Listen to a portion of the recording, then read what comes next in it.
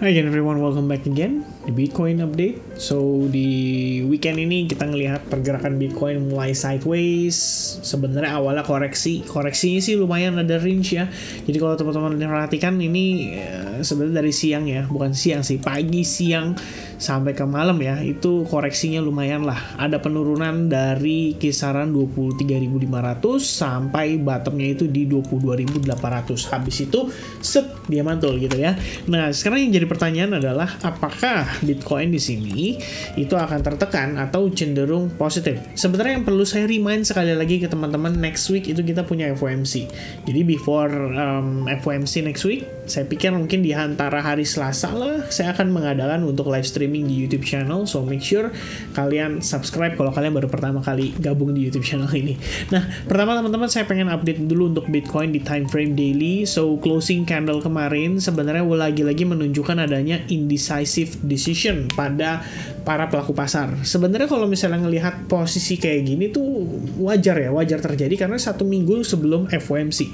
Jadi ibaratnya mungkin pada saat FOMC itu ekspektasi, kalau saya sih ngelihatnya sementara ya, pertimbangan FOMC untuk naikin suku bunga di 0,25% tuh udah lumayan tinggi, hampir 100%. Jadi udah kayak hampir bisa dipastikan akan naik seperti itu. Dan sebenarnya kalau misalkan The Fed naikin suku bunga, jangka waktu pendek sebenarnya pasti akan menyebabkan dolar itu menguat dulu. Ya, jadi kayak dia nge-spike dulu naik, abis itu ya pelan-pelan turun lah. Kenapa? Soalnya kita ngomongin 0,75 ke 0,50 and then for the first time kita kembali ke 0,25% istilahnya kenaikan suku bunganya.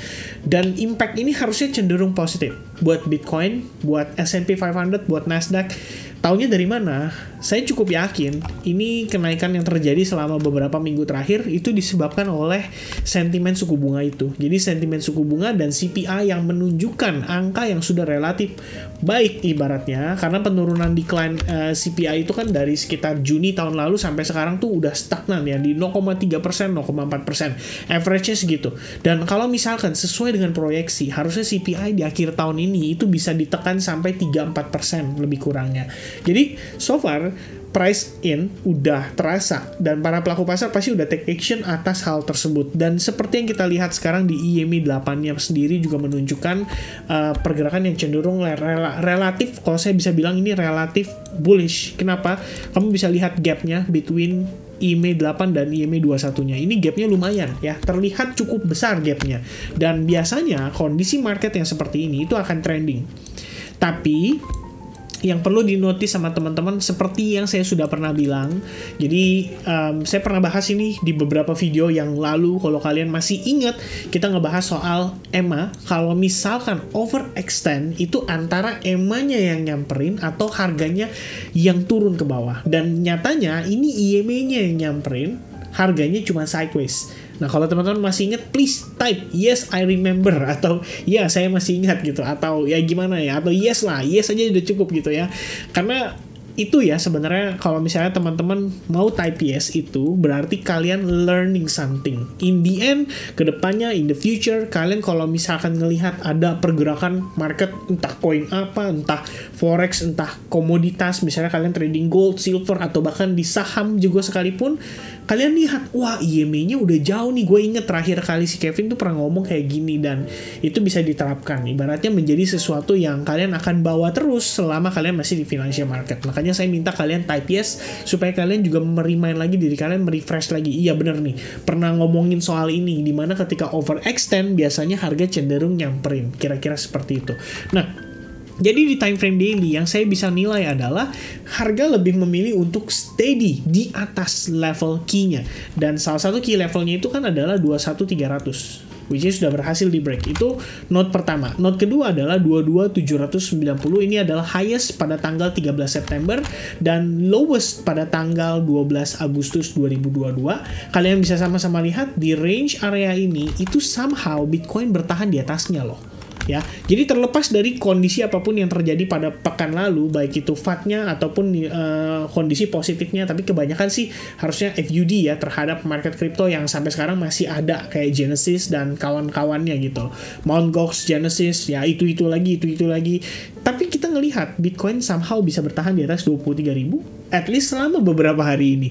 Paling tidak itu adalah satu buah, ya saya bisa bilang adalah satu buah kondisi yang cukup bagus lah, cukup positif lah. Kita nggak ngomongin berharap dia sampai ke 25.000, 30.000 dalam minggu depan atau dalam 2 minggu ke depan.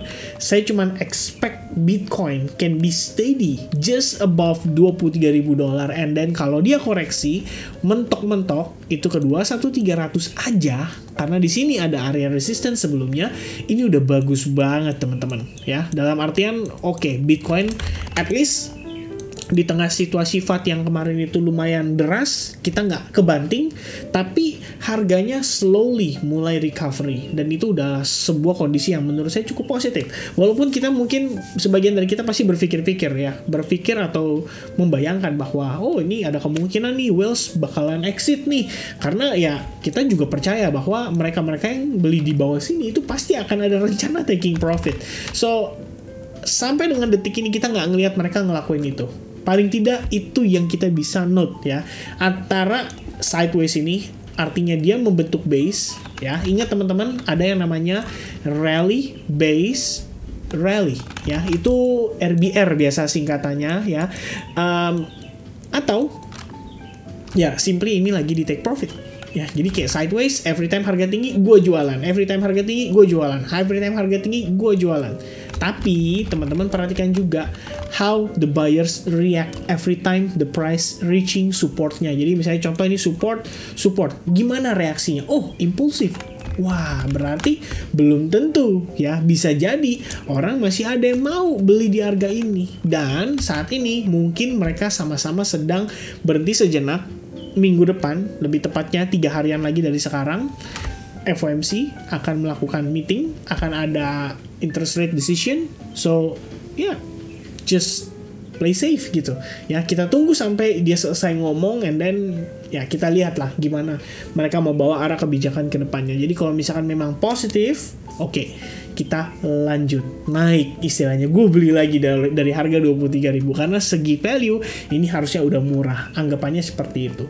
Tapi kalau misalkan ternyata di luar dugaan, walaupun kenaikannya 0,25 tapi Jerome Powell ngomongnya hawkish, ya mungkin dolarnya jadi menguat, ya possibly ya Bitcoinnya turun atau terkoreksi.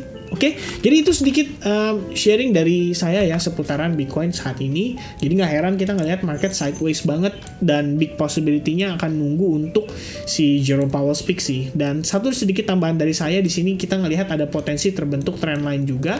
So maybe Bitcoin sampai hari Minggu besok mungkin akan sideways saja nih. Either dia break di sini, or dia rebound lagi ya. Jadi saya tarik Elliott Wave account yang saya terakhir bikin, karena ada beberapa yang mau saya reassess atau saya review kembali. Yang pasti bayangan saya di sini adalah ini wave satunya, possibly wave 2 ya, wave 2 udah clear, and then ongoing wave 3. Dan untuk ongoing wave 3 as usual wave 1, wave 2 ya, which is 3, 4, 5. Oke, kira-kira seperti itu. Jadi anggapannya di sini major count ya, and then kita punya miniature countnya lagi di dalamnya. Jadi subwave di dalam subwave ya.